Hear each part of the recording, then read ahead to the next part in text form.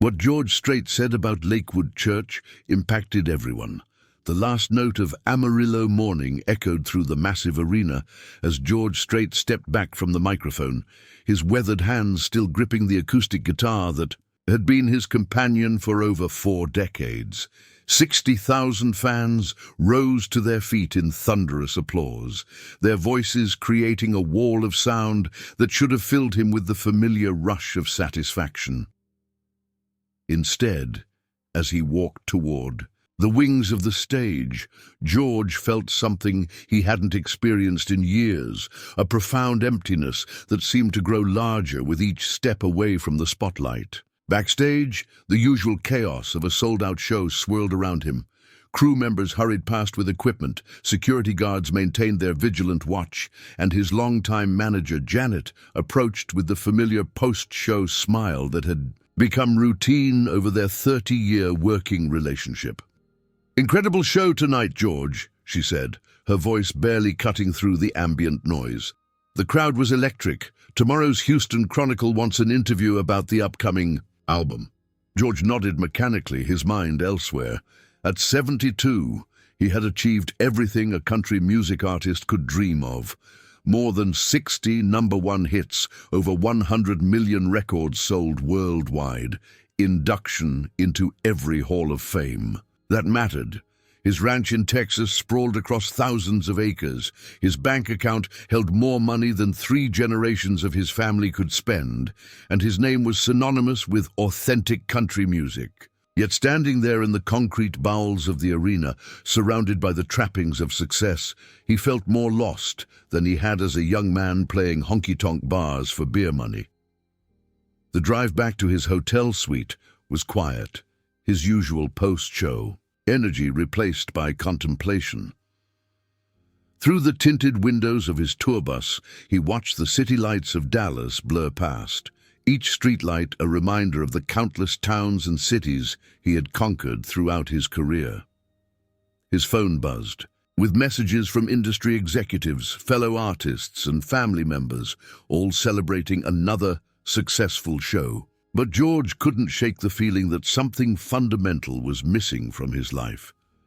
His longtime friend, Marcus Rodriguez, had been calling him for weeks with an unusual invitation. Marcus, who had worked as a sound engineer on some of George's early albums before becoming a successful music producer, had recently experienced what he called a spiritual awakening after visiting a church in Houston. "George, you need to come with me this Sunday," Marcus had said during their last conversation. "I know you've always been private about your faith, but there's something different about this place, something that might give you the perspective you've been searching for." If you're enjoying this story about George Strait's incredible journey, we'd love to hear from you. Please subscribe to our channel and let us know in the comments what you think about this unexpected turn in the King of Country's life. Tell us where you're watching from. We have viewers from all over the world, and your stories inspire us to keep bringing you these amazing tales of transformation and hope. George had been raised in a Christian household, attending church regularly with his family during his childhood in Pearsall, Texas. But as his career took off and the demands of touring consumed his life, Sunday mornings became just another day to recover from Saturday night shows. His relationship with faith had become complicated, tangled up with the pressures of fame and the sometimes contradictory messages of the music industry. He believed in God, but he hadn't felt truly connected to that belief in decades.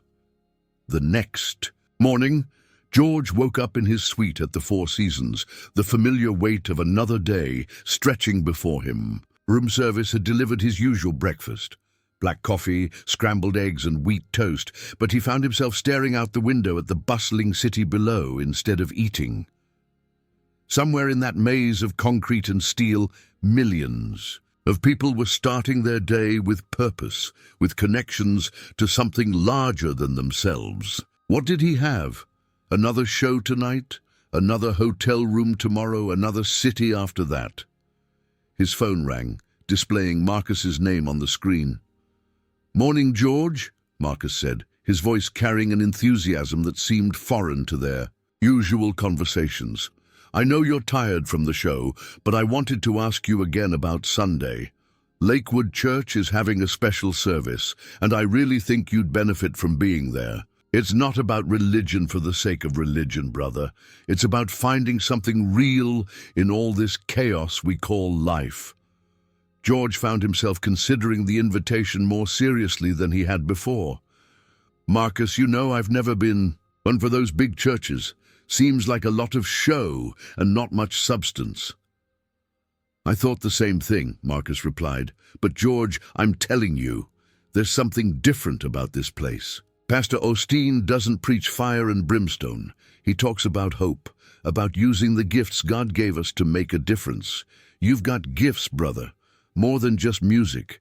You've got influence, resources, and a heart that I know is bigger than you let most people see." The conversation continued for another 20 minutes, with Marcus sharing stories about the church's community outreach programs, their international missions, and the way they approached faith from a perspective of service rather than judgment. George found himself intrigued despite his reservations. Maybe it was the emptiness he'd been feeling, or maybe it was the genuine transformation he heard in his old friend's voice. But for the first time in years, he felt curious about something beyond his next album or tour. That evening's show in Dallas went smoothly, but George's mind kept drifting to Marcus's invitation.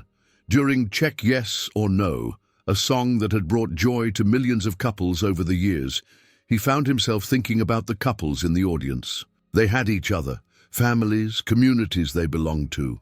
What did he have when the lights went down and the crowds went home? His ex-wife had remarried years ago.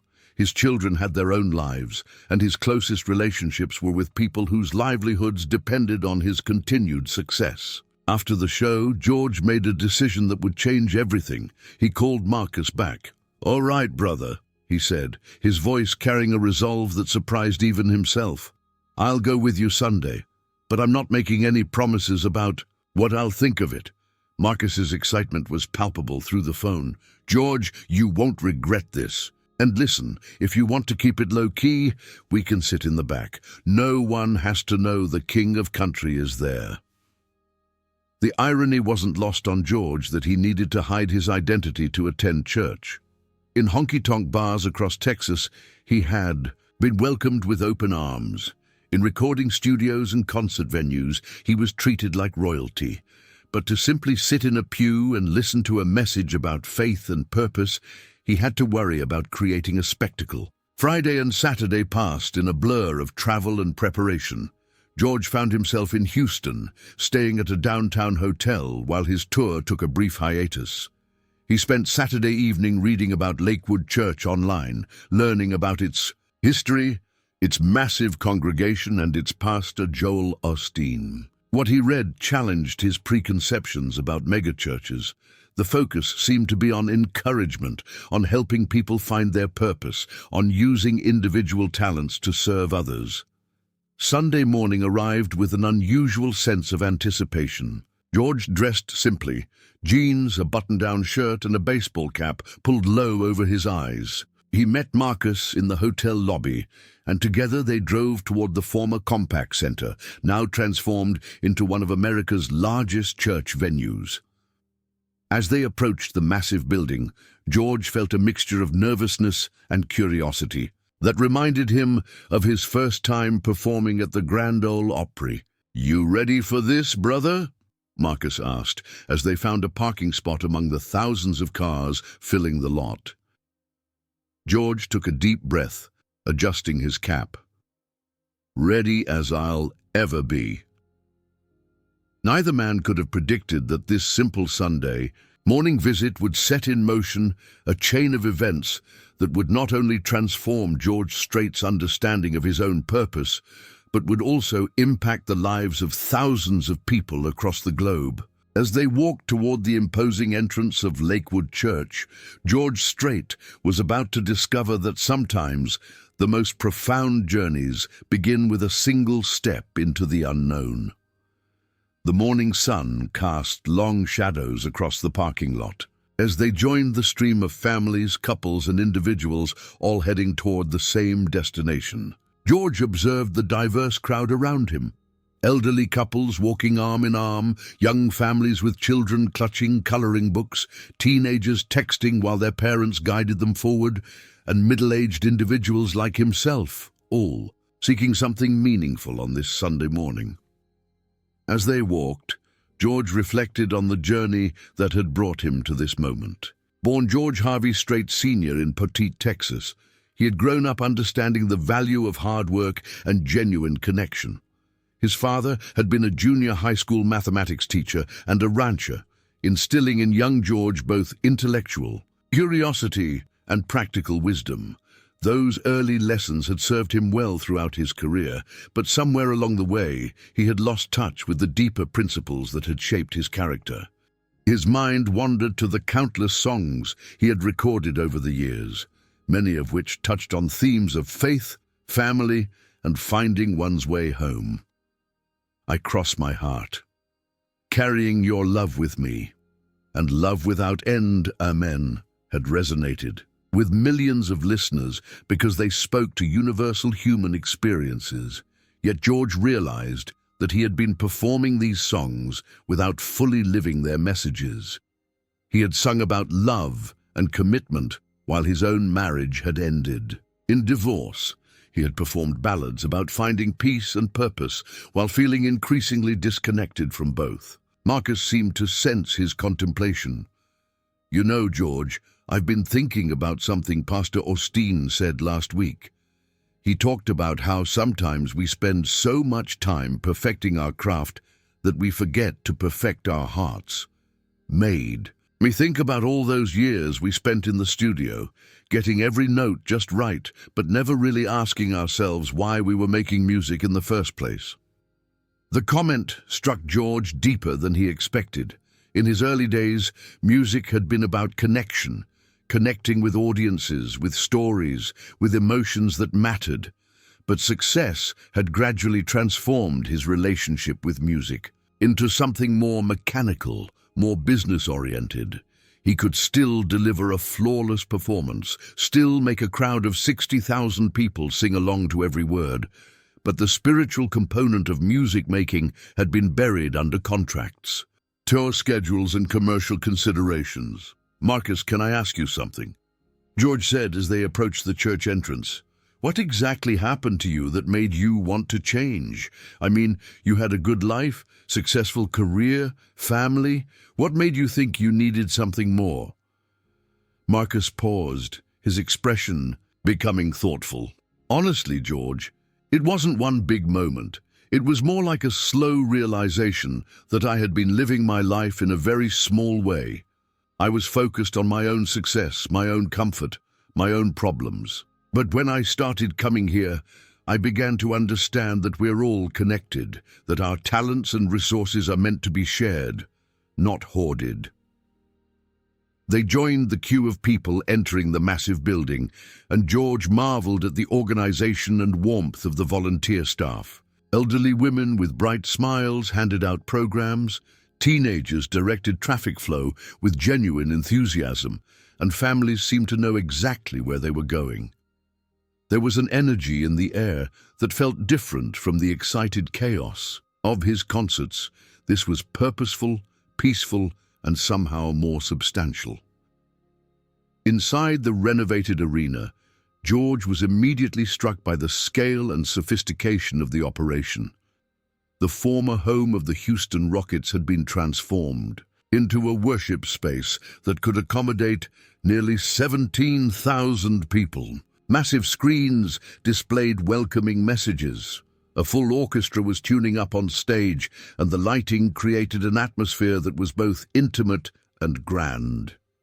It was, George had to admit, more professionally managed than many of his own concerts. "This is incredible," he whispered to Marcus as they found seats in a section that offered both good visibility and relative anonymity. "I had no idea it was this substantial." "Wait until you hear the message," Marcus replied. "It's not what you'd expect from a traditional church service." As they settled into their seats, George found himself studying the faces of the people around him. There were families with young children, elderly couples holding hands, single adults of all ages, and groups of friends who had clearly made church attendance a regular part of their social routine. What struck him most was the absence of the judgment and rigidity he had associated with organized religion. People were dressed casually, conversations were relaxed, and there was an overall sense of welcome that felt genuine rather than performative. The service began with music that was both contemporary and spiritually uplifting. George, with his trained ear and decades of experience in the music industry, was impressed by the quality of the musicians and the thoughtful arrangement of the songs. This wasn't amateur hour. These were skilled professionals who happened to be using their talents in service of something beyond commercial success. As the congregation sang along to hymns that blended traditional messages with modern musical sensibilities, George felt something stirring inside him that he hadn't experienced in years. It wasn't the adrenaline rush of performing or the satisfaction of a successful business deal. It was something deeper, more connected to the young man who had first picked up a guitar because he wanted to touch people's hearts, not just their wallets. When Pastor Joel Osteen took the stage, George was immediately struck by the man's presence. There was no fire and brimstone, no guilt or condemnation. Instead, Osteen spoke with the warmth and optimism of someone who genuinely believed in human potential. His message that morning was about discovering purpose through service, about recognizing that individual talents were meant to be used for the benefit of others, not just personal advancement. "God has given each of us unique gifts," Osteen said, his voice carrying easily through the massive space. "But those gifts reach their full potential only when we use them to lift others up, to make a difference in the world around us." Success without purpose is ultimately empty. Wealth without compassion is meaningless. Talent without service is just entertainment. George felt as though the pastor was speaking directly to him, addressing the very emptiness he had been experiencing despite his professional achievements. For the first time in years, he found himself truly listening to a message about faith and purpose, not just politely enduring it. As Osteen continued his sermon, sharing stories of ordinary people who had found extraordinary purpose through serving others, George began to feel something shifting inside him. The pastor spoke about a businessman who had used his resources to build schools in impoverished communities, a teacher who had dedicated her summers to literacy programs in rural areas, and a musician who had discovered that his greatest performances weren't on stage but in hospitals and nursing homes. "The question isn't whether you have the ability to make a difference," Osteen said, his eyes seeming to scan the massive congregation. "The question is whether you're willing to step outside your comfort zone and use your gifts in service of something greater than yourself. God doesn't call the equipped, He equips the called." George found himself leaning forward in his seat, hanging on every word. Beside him, Marcus smiled knowingly, recognizing the signs of someone whose heart was being stirred.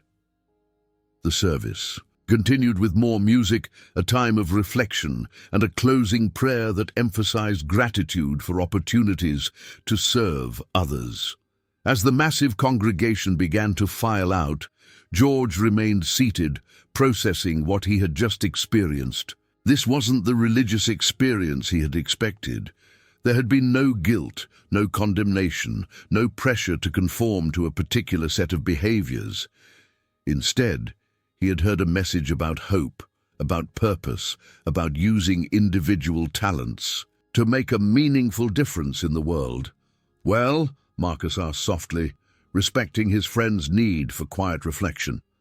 I need to think about this," George replied, his voice carrying a mixture of surprise and contemplation. This wasn't what I expected at all. As they prepared to leave, A well-dressed man in his 50s approached their section. "Excuse me," he said with a warm smile. "I'm David Martinez, one of the pastors here. I noticed you both seemed really engaged with today's message. Are you visiting us for the first time?" George tensed slightly, worried about being recognized, but Marcus stepped forward smoothly.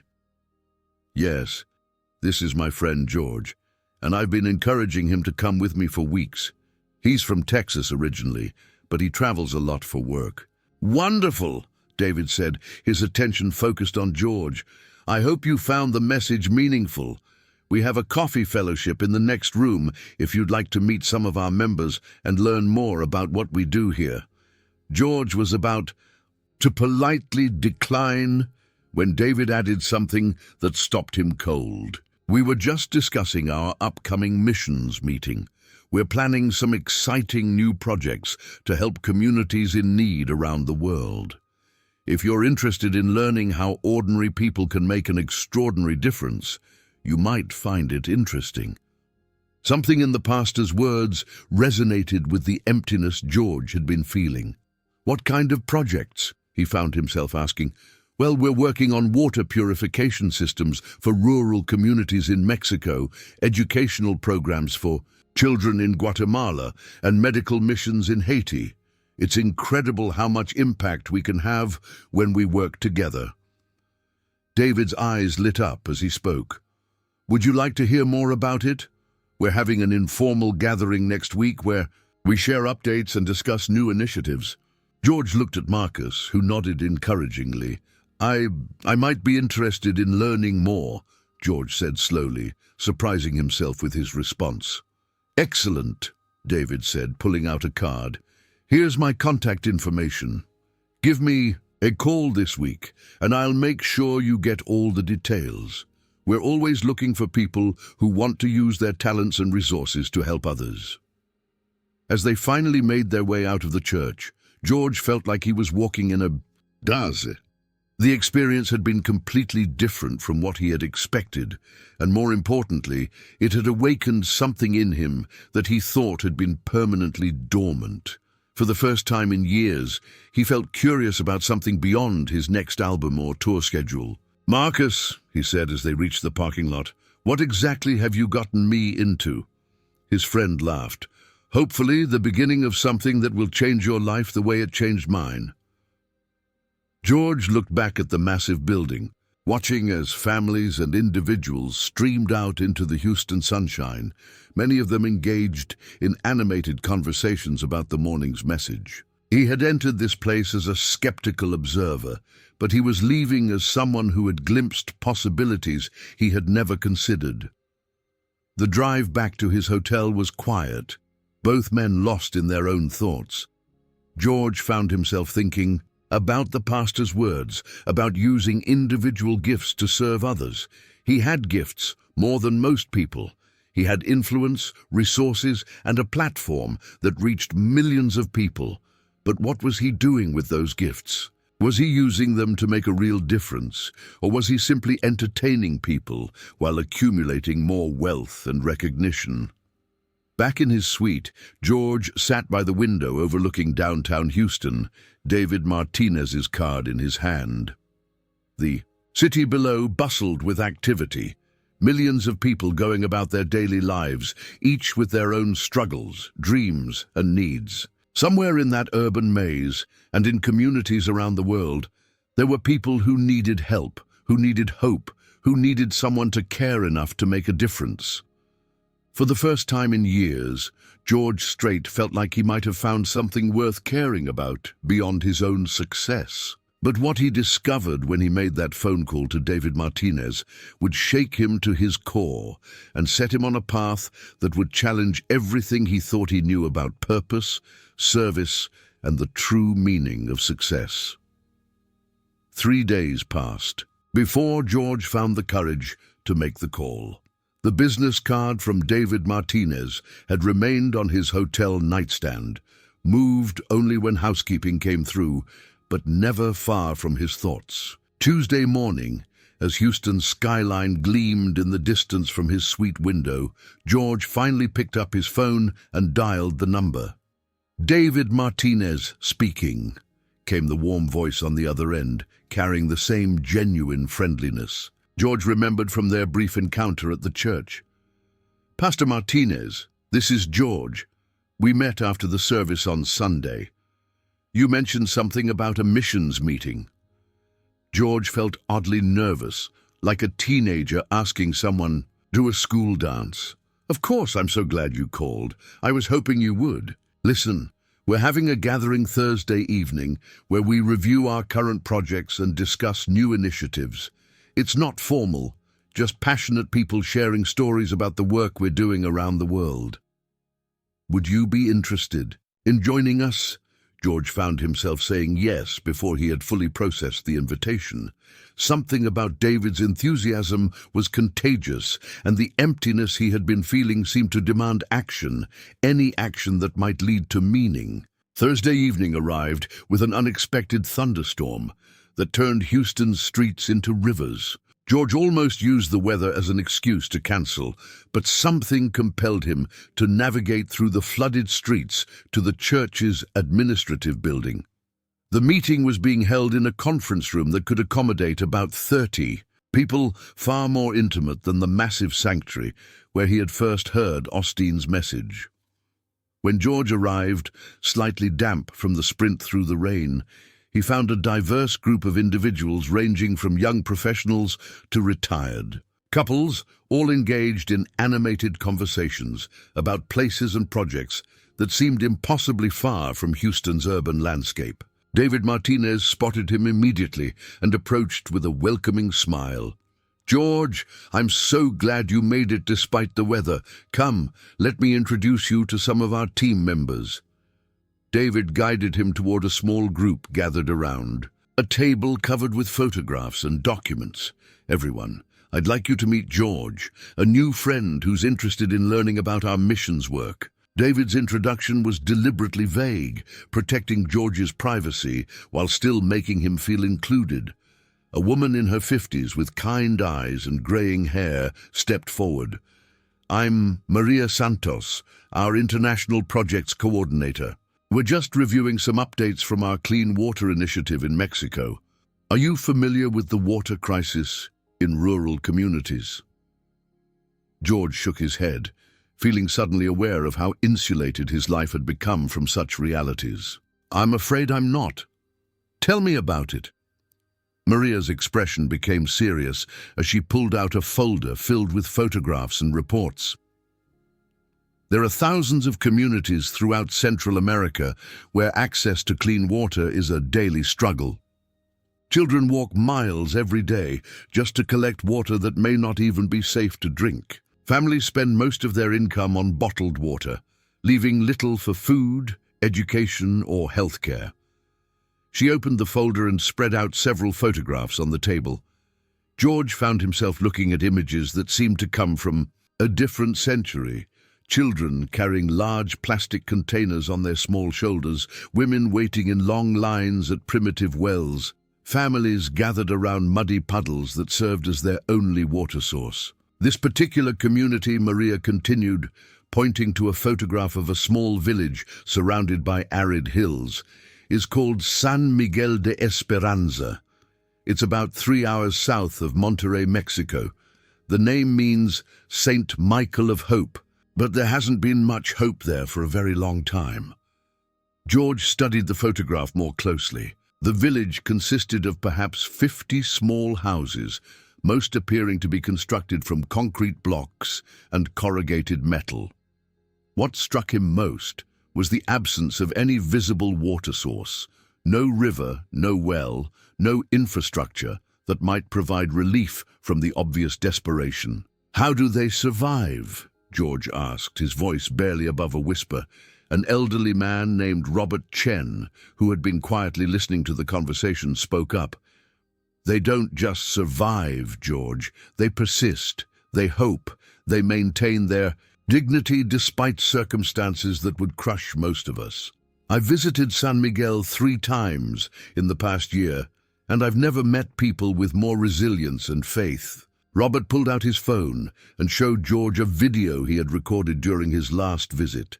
This is Esperanza Rodriguez. She's 12 years old. Every morning before school, she walks 4 miles to a well that sometimes has water and sometimes doesn't. When the well is dry, she has to walk another 3 miles to a stream that's often contaminated. George watched the video, mesmerized by the young girl's bright smile, despite the enormous water container she carried on her back. Esperanza was explaining in Spanish, with English subtitles, how she and her younger brother took turns making the water run so that one of them could always attend school. "What does she want to be when she grows up?" George asked, touched by the girl's obvious intelligence and determination. "A teacher," Robert replied. "She wants to build a school in her village so that other children won't have to choose between education and helping their families survive." The room fell silent as George processed this information. He thought about his own childhood in Texas, where turning on a faucet was never questioned, where the greatest hardship was having to walk to the mailbox in the rain. This 12-year-old girl was carrying water containers that probably weighed more than his guitar, walking distances that would challenge a grown man, and still maintaining dreams of a better future. Maria continued with more photographs and stories. There was 10-year-old Miguel, who had missed 2 months of school because he developed a kidney infection from drinking contaminated water. There was Donna Carmen, a 60-year-old grandmother, who had been making the daily water run for 40 years, her back permanently bent from carrying heavy containers. "Oh, what would it take to solve this?" George asked, surprising himself with the intensity of his interest. David Martinez, who had been quietly observing George's reaction, stepped forward. "For San Miguel specifically, we've had engineers assess the situation. We could install a solar-powered water purification system with distribution points throughout the village for approximately $40,000. It would provide clean water for the entire community indefinitely." $40,000? George repeated, struggling to process how such a relatively small amount could make such a massive difference. He spent more than that on a single weekend at his ranch. "That's just for the equipment and installation," Maria added. "We also need to factor in transportation costs, permits, and ongoing maintenance. Realistically, we're looking at about $60,000 to completely transform this community's relationship with water." George felt something stirring inside him that he hadn't experienced in years, a sense of purpose that went beyond personal achievement. "What's preventing you from moving forward?"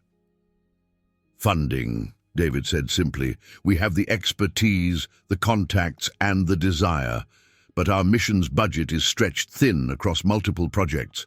San Miguel is one of 17 communities we'd like to help, but resources are limited." George looked around the room at the faces of people who were clearly passionate about their work, but constrained by practical limitations. These weren't naive idealists. They were experienced professionals who understood the complexities of international development work. Their frustration was palpable, but so was their determination. "Tell me more about the other projects," George said, settling into a chair as the meeting continued. For the next 2 hours, George listened to presentations about educational initiatives in Guatemala, medical missions in Haiti, and disaster relief efforts in the Philippines. Each project was accompanied by photographs, testimonials from beneficiaries, and detailed budgets that demonstrated careful planning and accountability. What impressed George most was the emphasis on sustainability and community involvement. These weren't charity projects that created dependency. They were carefully designed interventions that empowered local communities to improve their own circumstances. "We don't just build wells and walk away," explained Sarah Thompson, a young engineer who had recently returned from Guatemala. "We train local technicians to maintain the systems, establish community committees to oversee operations, and create microfinance programs that allow communities to expand and improve their water infrastructure over time. As the meeting wound down, George found himself wanting to know more about every project, every community, every individual whose life could be transformed by relatively modest investments. The contrast between his own wealth and the desperate needs of these communities was stark, but it wasn't the guilt that motivated him. It was the possibility of making a real difference. "George," David said as people began to gather their materials, "I can see that tonight has been meaningful for you. Would you be interested in learning more about how you might get involved? We have opportunities for people with different skills and resources." George nodded, his mind racing with possibilities. "I'd like to know more about San Miguel specifically, the water project. What would be the next steps if funding became available?" Maria and Robert exchanged glances. "Well," Maria said carefully, "if we had the funding, we could have a team on the ground within a month. The equipment is readily available, and we have established relationships with local contractors and government officials." "And the little girl, Esperanza?" George asked. "She'd be able to walk to school every day instead of walking for water," Robert said with a smile. "Her whole life would change. The whole village would change." George felt something clicking into place inside him, like a puzzle piece that had been missing for years. "I want to help," he said simply. "I want to fund the San Miguel project." The room fell silent. David Martinez looked at George with surprise and concern. "George, that's incredibly generous, but this is a significant financial commitment." "Are you sure you've thought this through?" "I've never been more sure of anything," George replied, his voice carrying a conviction that surprised even himself. "What do I need to do?" As the meeting officially ended, George found himself surrounded by people who were both grateful and amazed by his offer. But what he didn't know was that his decision to fund the San Miguel water project would set in motion a chain of events that would challenge everything he thought he knew about wealth, fame, and the true meaning of success. The young girl named Esperanza, whose smile had touched his heart, would soon become the catalyst for a transformation that would reshape not only his own life, but the lives of thousands of people around the world. Outside, the thunderstorm had passed, leaving the Houston streets gleaming under the streetlights. As George walked to his car, he felt like he was seeing the world with new eyes, understanding for the first time that his success had been preparing him for something far more important than he had ever imagined. The following morning, George woke up with a mixture of excitement and uncertainty that he hadn't felt since his early days in Nashville. The previous evening's commitment to fund the San Miguel water project had seemed so clear, so right, but now in the harsh light of day, questions began to crowd his mind. What exactly had he gotten himself into? How would this decision affect his career, his public image, his carefully maintained privacy? His phone had been buzzing since 7 a.m., with messages from David Martinez, Maria Santos, and other members of the Lakewood missions team. They were clearly energized by his offer and eager to begin the process of transforming San Miguel de Esperanza. But George found himself hesitating before returning their calls. This wasn't like writing a check to a charity and forgetting about it. This was a hands-on commitment that would require his time, attention, and emotional investment. Janet, his longtime manager, knocked on his hotel suite door just as he was finishing his morning coffee. She entered with her usual efficiency, carrying a leather portfolio filled with contracts, tour schedules, and promotional materials for his upcoming album. "Good morning, George," she said, settling into the chair across from him. "We need to discuss the interview requests that have been piling up. Rolling Stone wants to do a feature on your legacy, and CMT is proposing a documentary about your influence on modern country music." George nodded absently, his mind still processing the previous evening's revelations. "Janet, can I ask you something? In all the years we've worked together, have you ever felt like we were missing something? Like maybe there was more we could be doing with the platform we've built?" Janet looked puzzled. What do you mean? George, you've had one of the most successful careers in country music history. You've entertained millions of people, created jobs for hundreds of musicians and crew members, and built a brand that will outlast all of us. But what else? George pressed. What have we done that made a real difference in people's lives beyond 3-minute songs? Your music has made a difference, Janet replied, her voice carrying a defensive edge.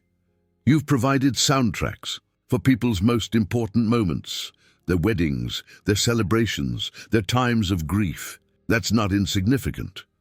George stood up and walked to the window, looking out at the Houston skyline. I know that, Janet, and I'm grateful for it.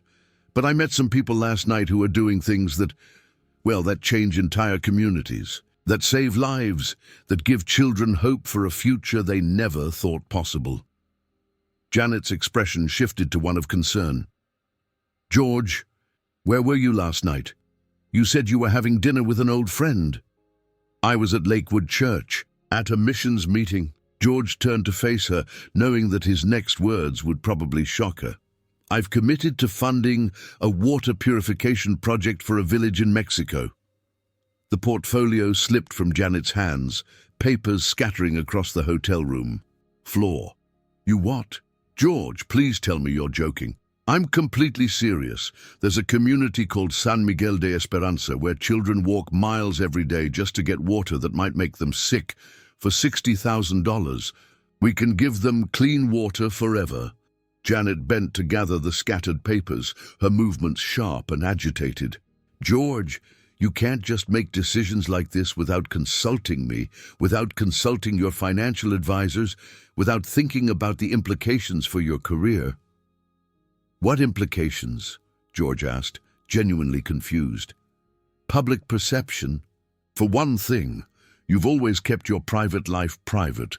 Now you're associating yourself with a religious organization, making public commitments to charity work. What happens when the media finds out? What happens when other charities start demanding your attention? What happens when this project doesn't go as planned? George felt a flash of irritation. Janet, I've been making music for 40 years. I've sold over 100 million records. I have more money than I could spend in 3 lifetimes. Why shouldn't I use some of that success to help people who desperately need it? Because, Janet said, her voice rising, the moment you become known as George Strait, the philanthropist, instead of George Strait, the country music legend, you change the entire dynamic of your career. Fans will expect you to save every community, solve every problem. And when you can't, they'll turn on you. The conversation continued for another hour, with Janet laying out practical concerns about tax implications, legal liability, and the potential for mission creep. George found himself defending a decision that had felt so natural the night before, and the more he defended it, the more committed he became to seeing it through. After Janet left, clearly frustrated and worried, George called David Martinez. David, it's George. I've been thinking about San Miguel, and I want to move forward. What are the next steps? David's enthusiasm was palpable through the phone. George, this is wonderful news. Maria has already begun reaching out to our contacts in Mexico, and we can have a preliminary team on the ground within 2 weeks. But I have to ask, are you sure about this? It's a significant commitment, and once we begin, the community will be counting on us to see it through. I'm sure, George said, though he wasn't entirely certain why he was so sure. What do you need from me? Well, the first thing is paperwork. We'll need to establish how the funding will be distributed, what oversight mechanisms will be in place, and how we'll measure success. But more importantly, we'd like you to consider visiting San Miguel before we begin construction. It's one thing to see photographs and videos, but meeting the people who will benefit from this project will give you a much deeper understanding of what we're trying to accomplish. The idea of traveling to a remote Mexican village hadn't occurred to George, but something about the suggestion felt right. When would this visit happen? We could arrange it for next month if you're available. It would be a day trip, fly into Monterey, drive to San Miguel, spend a few hours with the community, then return. Nothing elaborate, just a chance for you to see the situation firsthand and meet the people who will be affected by your generosity. George found himself agreeing to the trip before he had fully processed the implications. After hanging up, he sat in his hotel room, staring at the business cards and brochures from the missions meeting. Somewhere in the space of 3 days, he had gone from being a successful but emotionally disconnected entertainer to someone committed to transforming a community he had never seen. That afternoon, George called Marcus to share what had happened. "Marcus, I think I may have gotten in over my head." "What do you mean?" Marcus asked, though his tone suggested he already knew. "I committed to funding that water project we heard about. $60,000, and now they want me to visit the village, meet the people. Janet thinks I've lost my mind." Marcus was quiet for a moment. "George, can I tell you something? When I first got involved with Lakewood's missions work, I went through exactly what you're going through now. I questioned every decision, worried about every implication. But you know what I discovered? The fear wasn't about the money or the time or the practical concerns. It was about the possibility that I might actually matter in a way I had never mattered before." "What do you mean?" "I mean that success in music, in business, in any career, is ultimately about you, your talent, your hard work, your achievements. But this kind of work, helping people who can't help themselves, that's about something bigger than you, and that's terrifying for people like us who have spent our whole lives being the center of attention." George felt the truth of those words settling into his consciousness. "So what do I do with that fear?" "You feel it, acknowledge it, and then do the right thing anyway. George, you have an opportunity to use your success in service of something meaningful. Don't let fear rob you of that chance." That evening, George made another decision that would have seemed impossible just a week earlier. He called David Martinez and asked if he could attend the next Sunday service at Lakewood Church. Not as a curious observer this time, but as someone who wanted to learn more about faith, purpose, and service. Sunday morning found George back in the massive sanctuary, but this time he wasn't hiding in the back. He sat in the middle section, no longer worried about being recognized. Joel Osteen's message that morning was about courage. About the courage to step outside comfortable circumstances and embrace the calling that God places on every heart.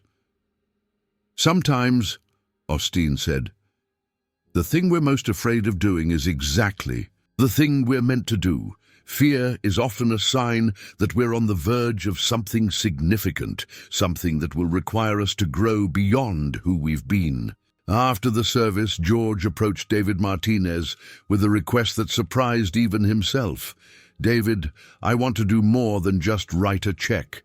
I want to be involved in the planning, the execution, everything, and I want to learn about the other projects too. If I'm going to do this, I want to do it right."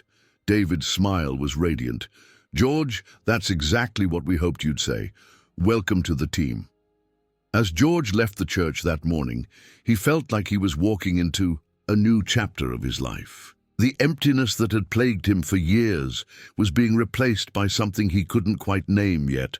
Purpose, maybe, or hope, or simply the recognition that his success had been preparing him for something far more important than he had ever imagined.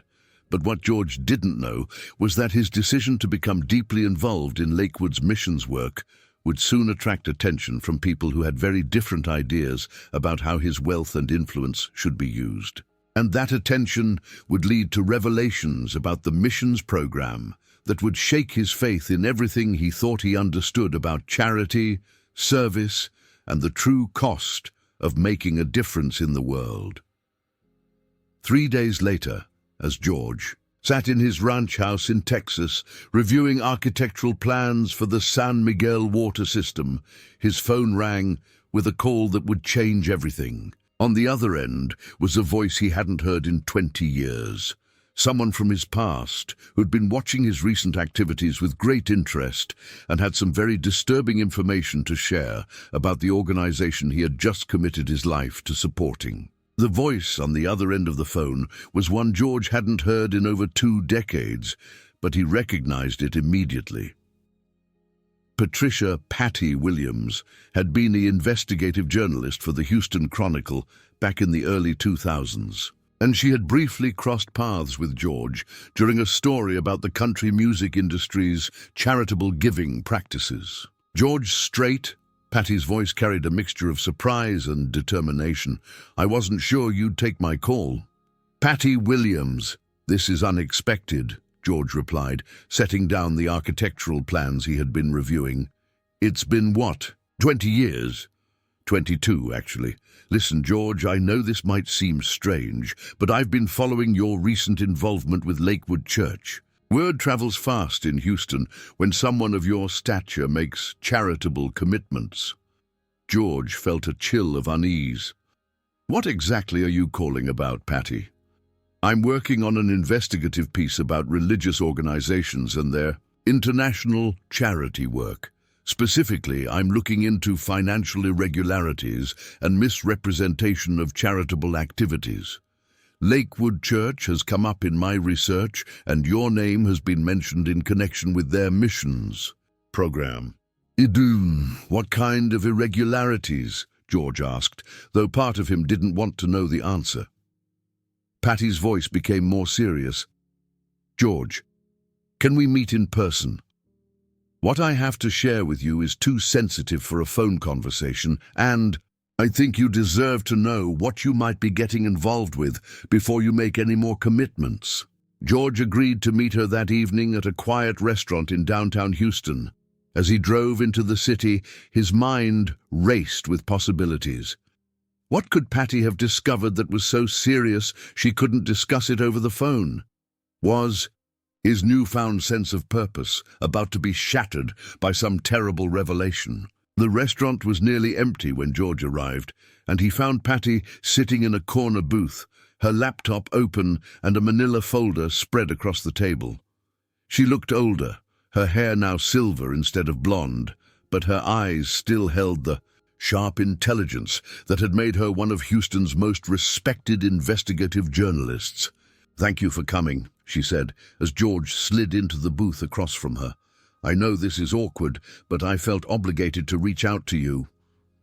"Just tell me what you found," George said, his stomach knotting with anticipation. Patty opened the folder and pulled out a series of photographs and documents. "Over the past 6 months, I've been investigating several large religious organizations and their international charity operations. What I've discovered is that some of these organizations are using their charitable status to engage in activities that are far removed from their stated missions." She showed George a photograph of a construction site with several men in hard hats standing around heavy machinery. "This is supposedly a site in Guatemala where Lakewood Church claims to be building a school for orphan children. According to their public reports, they've raised over $200,000 for this project." George studied the photograph. "Okay, what's the problem?" "The problem," Patty said, pulling out another document, "is that this isn't a school construction site. It's a commercial development project. The land is owned by a company called Central American Development Corporation, which is registered in the Cayman Islands. And according to my sources, 2 of the major investors in this company have direct connections to Lakewood Church's board of directors." George felt his chest tighten. "What are you saying exactly?" "I'm saying that charitable donations that were supposed to build schools for orphans are instead being used to fund commercial real estate developments that will generate profits for people connected to the church leadership." Patty continued laying out evidence. Bank records showing money transfers to companies that had no connection to charitable work. Property deeds that contradicted the church's public statements about their projects, and testimonies from former employees who had witnessed the misuse of charitable funds. "What about the Mexico project?" George asked, his voice barely above a whisper. "The water purification system for San Miguel de Esperanza?" Patty's expression became sympathetic. "George, I've been to San Miguel de Esperanza. There's no village there by that name. There's a small settlement called San Miguel, about 3 hours south of Monterrey, but it's not in the desperate situation that's been described to you. They have adequate water access from a well that was drilled by a government program 5 years ago." George felt like the floor had dropped out from beneath him. "That's impossible. I've seen photographs, videos of the children carrying water containers." "The photographs are real," Patty said gently. "They're just not from San Miguel. Based on my analysis, they appear to be from a community in Honduras that was featured in a National Geographic documentary about water scarcity. The video of the little girl, Esperanza, was actually taken from that documentary." George stared at the evidence spread across the table, his mind struggling to process what he was hearing. Everything he had seen, everything that had moved him to action, everything that had given him a sense of purpose, it was all fabricated. "But the people I met," George said weakly, "Maria Santos, Robert Chen, David Martinez, they seemed so genuine, so passionate about helping people." "Some of them probably are genuine," Patty replied. "That's what makes this so insidious. Most of the volunteers and low-level staff members believe they're doing legitimate charity work. It's only at the top levels that people know the truth about where the money really goes." Patty pulled out her laptop and showed George a series of financial documents. "Over the past 3 years, Lakewood Church has raised over $4 million specifically for international missions projects. According to my investigation, less than 20% of that money has actually been spent on legitimate charitable activities. The rest has been diverted to business investments, administrative costs, and what appears to be personal expenses for church leadership." George felt sick. "Why are you telling me this? Why not just publish your story?" "Because," Patty said, "you're about to become their biggest donor, and once you give them that $60,000, you'll be complicit in their fraud. I couldn't let that happen without at least giving you the chance to know the truth." The restaurant seemed to spin around George as he processed the magnitude of what he had almost done. Not only had he been deceived, but he had been prepared to use his influence and reputation to promote what was essentially a criminal enterprise. "What should I do?" George asked, feeling more lost than he had in years. "That depends on what kind of person you want to be," Patty replied. "You could quietly withdraw from the project, claim you changed your mind, and pretend this conversation never happened. Or you could help me expose what's really going on and potentially save other donors from being deceived." George thought about the empty feeling that had plagued him for months, the search for meaning that had led him to Lakewood Church in the first place. Now that search had led him to a crossroads where he had to choose between protecting himself and protecting others from the same deception he had experienced. "If I help you," George said slowly, "what would that involve?" "I need documented evidence of the fraud, recordings of conversations, copies of financial documents, anything that proves the money isn't being used for its stated purposes. You're in a unique position to gather that evidence because they trust you." George spent the next hour reviewing Patty's evidence, asking questions, and trying to come to terms with how completely he had been manipulated. The sense of purpose he had felt, the spiritual awakening he thought he had experienced, the connection to something larger than himself. All of it had been manufactured by people who saw him as nothing more than a wealthy target. When he finally left the restaurant, George felt more disillusioned than he had ever felt in his life. The emptiness he had been trying to fill was now a gaping void that seemed impossible to bridge. He had been searching for meaning and instead had found betrayal, He had been seeking purpose, and instead had discovered that his trust had been weaponized against him. Over the next few days, George went through the motions of his normal routine while wrestling with the decision Patty had presented him. He could walk away and pretend none of this had happened, or he could risk his reputation and privacy to help expose the fraud. The decision came to him during a sleepless night at his ranch. He was looking at the stars from his back porch, thinking, but the real children somewhere in the world who were actually walking miles for water, actually suffering from the problems that Lakewood Church claimed to be solving but wasn't. Those children deserved better than to have their suffering exploited by people who were using their desperation to line their own pockets. George called Patty the next morning. "I'll do it," he said simply. "Tell me what you need." "Are you sure about this, George? Once we start down this path, there's no going back. Your involvement with Lakewood Church will become public knowledge, and you'll be associated with this scandal whether you want to be or not." "I'm sure," George replied, though his voice carried the weight of someone who had lost something precious. "If I don't help you, how many other people will be deceived the way I was? How many real children will continue to suffer while people profit from their pain?" Patty outlined a plan that would require George to continue his involvement with Lakewood Church while secretly documenting evidence of the fraud. It would be dangerous, requiring him to maintain the appearance of an enthusiastic donor while actually working to expose the organization he had believed in. As George agreed to the plan, he realized that his search for meaning had taken an unexpected turn. Instead of finding purpose through charitable giving, he was going to find it through seeking justice.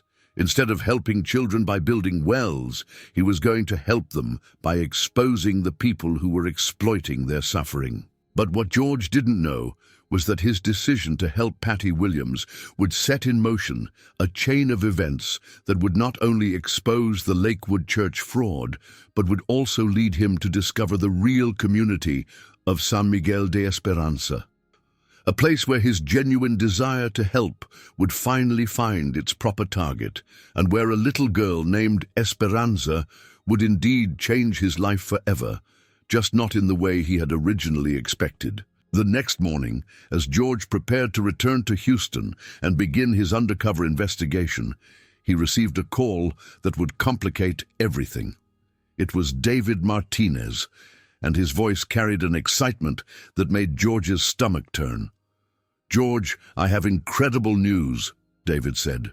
"We've just received approval from the Mexican government to begin construction on the San Miguel water project. We can break ground next week, and Esperanza's family has specifically requested to meet you when you visit. They want to thank the generous American who's going to change their lives." George felt the weight of his deception crushing down on him. Here was David, presumably an innocent man who genuinely believed in the work they were doing, sharing news that should have been cause for celebration. Instead, George now knew that every word was built on lies, and he was about to become complicit in those lies in order to expose them. That's wonderful news, David," George managed to say, his voice strained with the effort of maintaining his facade. "I was hoping you could fly down to Mexico with us this weekend. Seeing your project come to life, meeting the family you're helping, it would be the perfect way to solidify your commitment to our missions work." George closed his eyes, realizing that his investigation was about to become far more personal and dangerous than he had imagined. He wasn't just going to expose a fraud, he was going to have to look into the eyes of people who believed he was their savior, knowing that he was actually working to destroy the organization they trusted. "David," George said quietly, "I'll be there." As he hung up the phone, George understood that his journey toward redemption was going to require him to become someone he had never been before, someone willing to deceive in order to serve. Truth, someone willing to break hearts in order to heal them, someone willing to risk everything he had built in order to become the man he was meant to be. The real test of his character was just beginning, and the stakes were higher than he had ever imagined. The flight to Monterrey, Mexico, was the longest 2 hours of George's life. Sitting next to David Martinez, who continued to share his enthusiasm about the upcoming project, George felt the weight of his deception pressing down on him like a physical burden. In his carry-on bag, hidden beneath tour schedules and sheet music, was a small recording device that Patty Williams had given him. Today, he would gather the final evidence needed to expose the fraud that had almost consumed his desire to help others. "George, I can't tell you how much this means to the community," David said as their plane descended toward Monterrey. "Esperanza's family has been preparing for days. They've invited the entire village to meet you." George nodded, his throat tight with emotion. These people were about to welcome him as their savior, having no idea that he was actually there to expose the lie that had been told in their name. The drive from Monterrey to the supposed site of San Miguel de Esperanza took 3 hours through increasingly rural landscape. George watched the scenery change from industrial outskirts to small farms, then to the arid hills that Patty had described. As they approached their destination, David's assistant Elena, who had been quiet for most of the trip, began to seem nervous.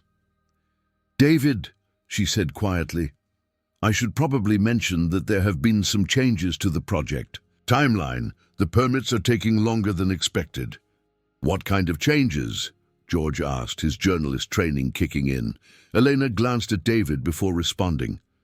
"Well, we might not be able to start construction immediately, but meeting the family and seeing the site will still be valuable." George felt a chill of recognition. This was how fraudulent operations worked. Always delays, always complications, always reasons why the promised help couldn't be delivered immediately. They arrived at a small settlement that looked nothing like the photographs George had been shown. There were perhaps 20 modest homes, and while the community was clearly not wealthy, it didn't appear to be in the desperate straits that had been described. Most importantly, George could see a well with a hand pump in the center of the village, exactly as Patty had described. "Where's the water crisis?" George asked David directly. David's expression flickered with something that might have been panic. "Well, the well is seasonal. It dries up during certain months, which is why we need the purification system." An elderly man approached their group with a warm smile. "Welcome to San Miguel," he said in accented English. "I am Padre Fernando, the village priest. We are honored to have visitors from Texas." George shook the priest's hand, then asked the question that would change everything. "Padre, can you tell me about the water situation here?" Padre Fernando looked confused. "Water situation? We have had good water from our well for 5 years now. It was a gift from the government after the drought. Why do you ask?" The silence that followed was deafening. David Martinez's face went pale, and Elena suddenly became very interested in her clipboard. George felt the final piece of evidence clicking into place. "David," George said quietly, "I think we need to talk." Over the next hour, George used his recording device to document a conversation in which David Martinez gradually admitted that the San Miguel project was not what it appeared to be. The funds raised would indeed be used for construction, but not in this village. Instead, the money would go toward a water bottling facility that would be built on land owned by a company connected to Lakewood Church's leadership. "The community benefits too," David insisted desperately. "We provide jobs, economic development. It's not fraud, it's just a different kind of help." "But the donors think they're providing clean water to desperate children," George replied. "They don't know they're funding a commercial enterprise." David's shoulders sagged in defeat. "George, you don't understand the pressures we're under. The church needs revenue to fund all its operations. Pure charity isn't sustainable. We have to find ways to make our missions work financially." George had heard enough. He had the evidence Patty needed, and he had confirmed that his initial instincts about wanting to help people were correct. They had just been misdirected by people who saw his compassion as an opportunity for profit. But as they prepared to leave San Miguel, Padre Fernando approached George with a request that would change everything once again. "Senor George," the priest said, "I hope you will forgive me for asking, but there is another community about 50 kilometers from here. They have heard that an American visitor is interested in helping with water projects. Would you be willing to meet with them?" George looked at David, who was clearly eager to leave, then back at Padre Fernando. "What kind of help do they need?" "They are called San Miguel de Esperanza," the priest said. "A small village in the mountains where children do walk many miles for water. They have been forgotten by the government programs. Perhaps you would have time to visit them." George felt his heart racing.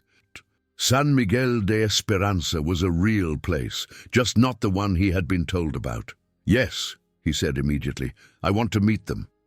The drive into the mountains took another hour over increasingly difficult roads.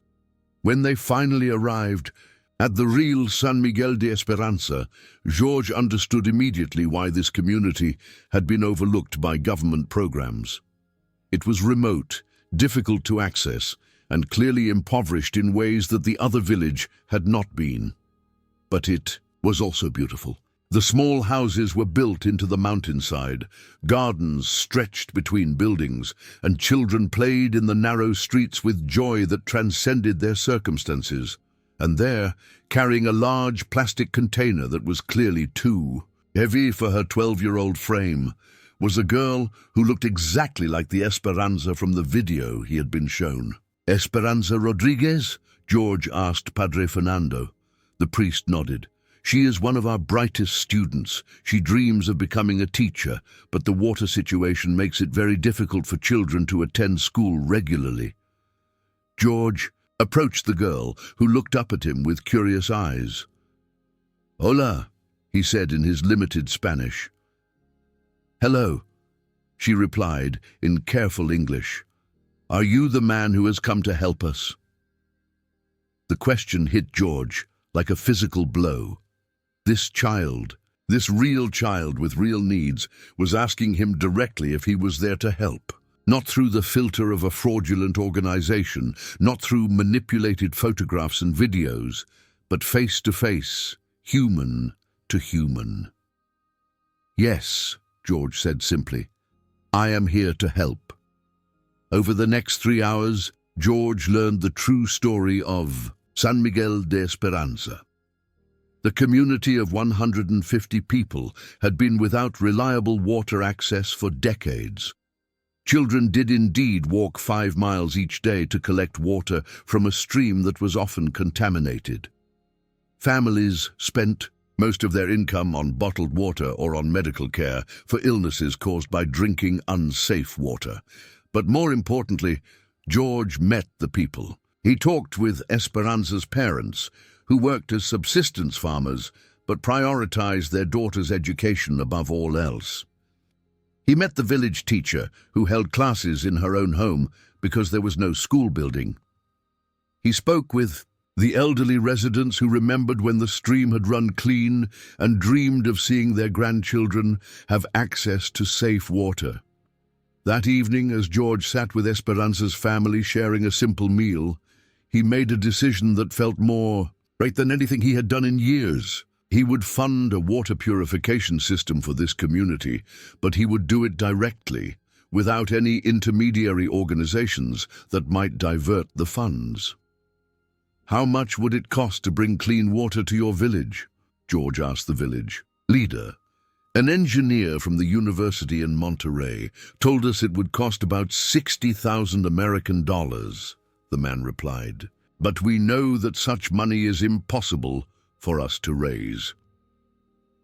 George smiled, remembering the exact amount he had committed to the fraudulent project. Consider it done. Over the following months, George worked directly with engineers, contractors, and government officials to design and build a water purification system that would serve San Miguel de Esperanza for generations. He made multiple trips to oversee the construction, getting to know the families and particularly forming a bond with Esperanza Rodriguez, who indeed wanted to become a teacher. When Patty Williams published her exposé of the Lakewood Church, Fraud, George's role in uncovering the deception made headlines across the country, but what received even more attention was the story of the real San Miguel de Esperanza and George's commitment to helping the community. The publicity led to something George had never expected. Other entertainers and business leaders began reaching out to ask how they could help similar communities. Within a year, George had become the unofficial coordinator for a network of musicians, actors, and entrepreneurs who wanted to direct their charitable giving toward verified grassroots projects. But the most meaningful moment came 6 months after the water system was completed. George received a letter from Esperanza Rodriguez, written in careful English. She told him that she had been accepted to a teaching program at the university in Monterrey, funded by a scholarship for students from rural communities. She would be the first person from San Miguel de Esperanza to attend university. "You gave us more than water," she wrote. "You gave us hope, and now I will use that hope to help other children like me." George framed the letter and kept it in his study at his ranch. Whenever he felt the old emptiness creeping back, he would read Esperanza's words and remember that his success had indeed been preparing him for something greater.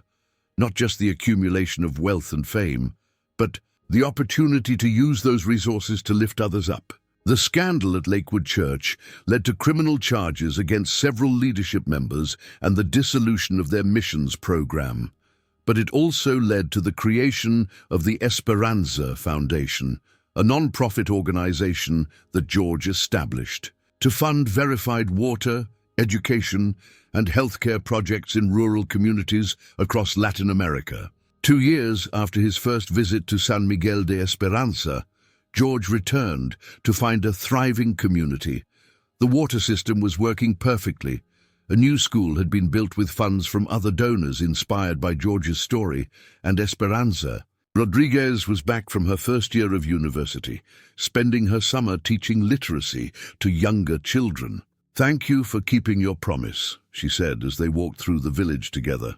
"Thank you for showing me what real service looks like," George replied. At 74 years old, George Strait had finally found the purpose he had been searching for. It wasn't in the applause of crowds or the accumulation of awards. It was in the smile of a young girl who now had clean water to drink and the opportunity to pursue her dreams. It was in the knowledge that his success had been transformed from a personal achievement into a tool for helping others.